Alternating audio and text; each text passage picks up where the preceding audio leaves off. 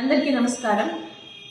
4.5 ఏళ్ల అరాచక సైకోపాలనకి అంతం పలకడానికి తెలుగుదేశం పార్టీ నాయకులు చంద్రబాబు నాయుడు గారు మొదలుపెట్టిన 3 కార్యక్రమాలు. అందులో మొదటిగా ఈరోజు నిన్న కనిగిరిలో జరిగిన కార్యక్రమం రా కదలిరా తెలుగుదేశం పిలుస్తుంది.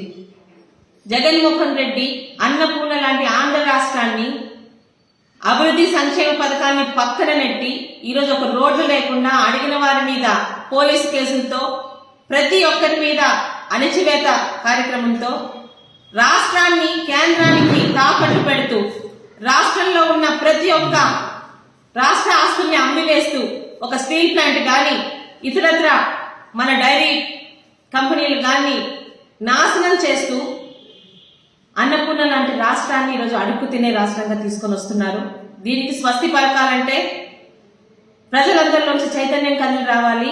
నా రాష్ట్రం బాగుండాలి, నా భవిష్యత్ తరాల భవిష్యత్తు బాగుండాలని కోరుకునే ప్రతి ఆంధ్ర రాష్ట్ర పౌరుడు కూడా రా కదలిరా కార్యక్రమానికి మీ అందరి తాలూకా మద్దతు పలకాలని కోరుకుంటూ, ఇక టీడీపీ సూపర్ 6 పథకాలు ఈరోజు ఆడపిల్లలతో ఆడబిడ్డ బాగుంటేనే కుటుంబం బాగుంటుందనే ఒక నమ్మకంతో పార్టీ పెట్టిన నాటి నుంచి అమలు పరుస్తున్న ఏకైక పార్టీ తెలుగుదేశం పార్టీ.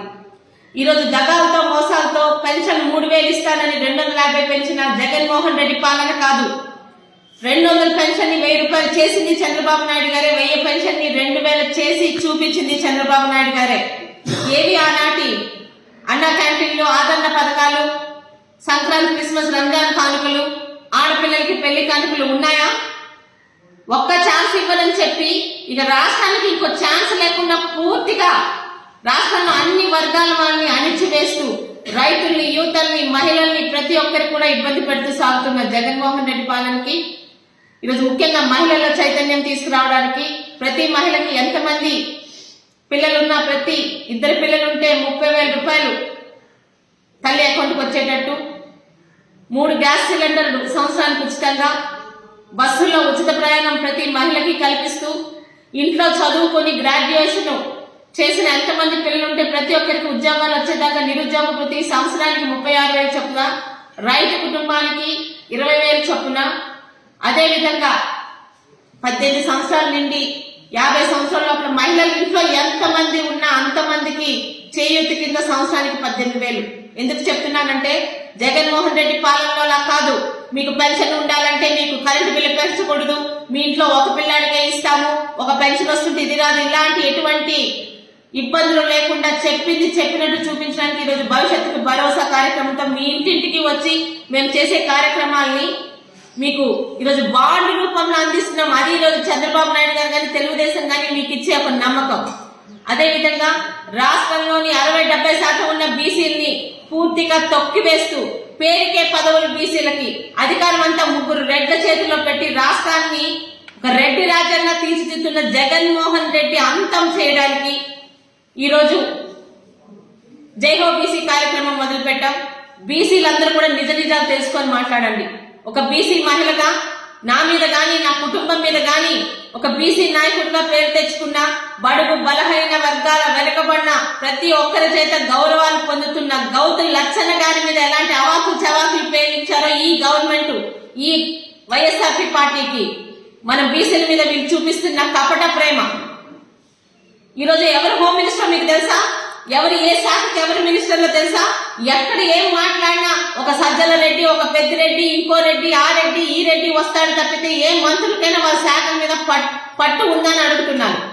ఎందుకంటే ఈరోజు ఆ పార్టీలో ఉన్న బీసీ నాయకులు కూడా సూటిగా అడుగుతున్నారు. కనీసం అధికారం గుర్తింపు లేని పదవులు ఎందుకయ్యా? ఒక గన్మ్యాన్ గురించో లేకపోతే మీ జీతాలు తీసుకోవడానికా? మీ కులాలకు కానీ మీ వెనక ఉన్న వాళ్ళకి కానీ కనీసం ఒక లోన్ ఇప్పించుకోలేదు మీరు ఒక మంత్రి పదవి. ఒక బీసీ మహిళగా చెప్తున్నాను, బీసీలకి రాజ్యాధికారం కల్పించింది, పరిచయం చేసింది తెలుగుదేశం. ఒక ఎర్రన్నాయుడు గారు కానీ, గౌశామ్ సుందర్ శివాజీ గారు కానీ, అయ్యన్న పాత్రుడు గారు కానీ, యనమల రామకృష్ణుడు గారు కానీ, ఇంతమంది, ఒక కె కృష్ణమూర్తి గారు కానీ, ఒక దేవేంద్ర గౌడ్ గారు కానీ, ఒకరు కాదు, 2 కాదు, 2 తెలుగు రాష్ట్రాల్లో ఈ రోజు బీసీ అగ్ర నాయకులుగా వెలుగొందుతున్న ప్రతి ఒక్కరు తెలుగుదేశం ఫ్యాక్టరీ నుంచి బయటకు వచ్చిన వాళ్ళే. అది ఈరోజు తెలుగుదేశం తాలూకా బీసీల పట్ల వాళ్ళు చేస్తున్న మంచితనం. ఏం మాట్లాడుతున్నారు? బీసీలకు ఏమి ఇచ్చారు చెప్పండి జగన్మోహన్ రెడ్డి గారు.